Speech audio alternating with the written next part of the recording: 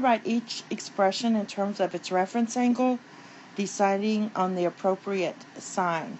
And remember that the reference angle is in quadrant 1 between 0 and 90, or between 0 and pi over 2, depending on if you're using radians or degrees. So if I'm just going to do a quick sketch of negative 45 degrees. So negative 45 goes clockwise. There's your terminal side. Now, to get the reference angle, you're just going to draw up to the x-axis, and that's 45 degrees. So basically, our reference angle is 45 degrees. So we have to write this in terms of our reference angle. Now, as far as the appropriate sign, sine is negative in quadrant 1 because sine is your y value. So if I draw a little triangle here, this is supposed to be negative square root of 2 over 2. But in sine of 45, I do this, sine of 45 is positive. So to make these two equivalent, I'm going to have to put a negative in front of sine to make them equivalent. Okay?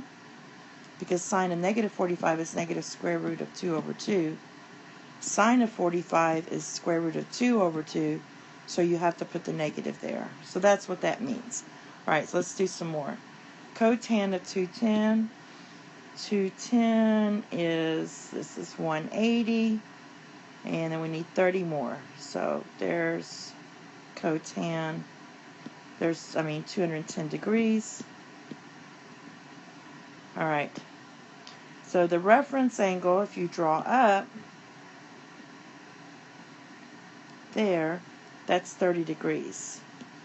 So our reference angle is 30 degrees. So we're going to write this as cotan of 30 degrees.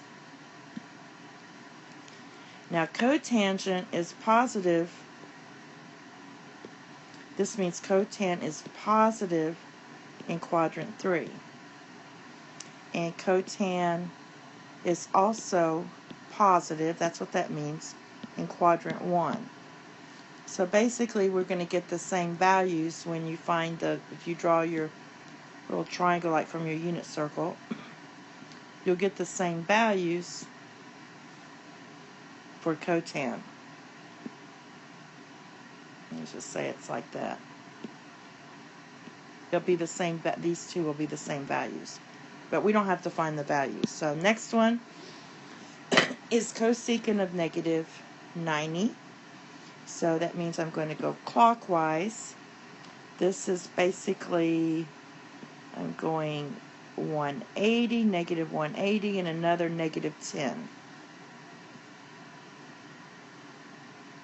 So this right here is 10 degrees, or negative 10 degrees. Now, you draw, to get your reference angle, you draw to the x-axis. If you draw down, that's 10 degrees. So basically, we have to write this as cosecant of 10 degrees. Now we have to determine the sign. Okay, cosecant goes with sine, right?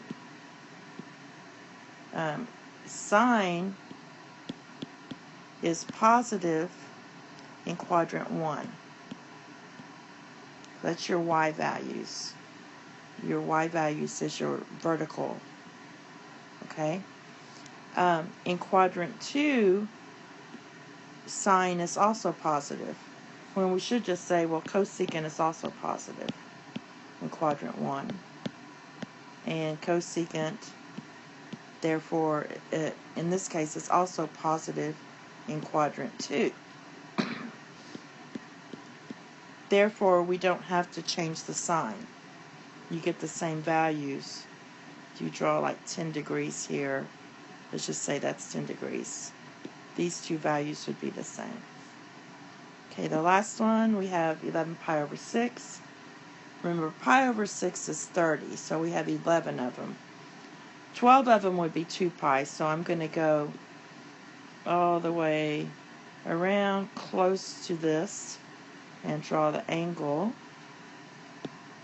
Now, to get the reference angle, I'm going to draw up to the x-axis, and that's going to be pi over 6, which is just 30 degrees, right? So I have to write it in terms of the reference angle. So I'm going to write this as pi over 6. Now let's look at the sines. Cosine is positive in quadrant 4, and cosine is also always, everything is positive in quadrant 1, right? Since cosine is positive in both quadrant 1 and 4, which is where this angle is, and this is quadrant 4, that means we don't have to change the sign, and you can just leave it as a positive. And that's all. Thank you. Have a nice day. Bye-bye.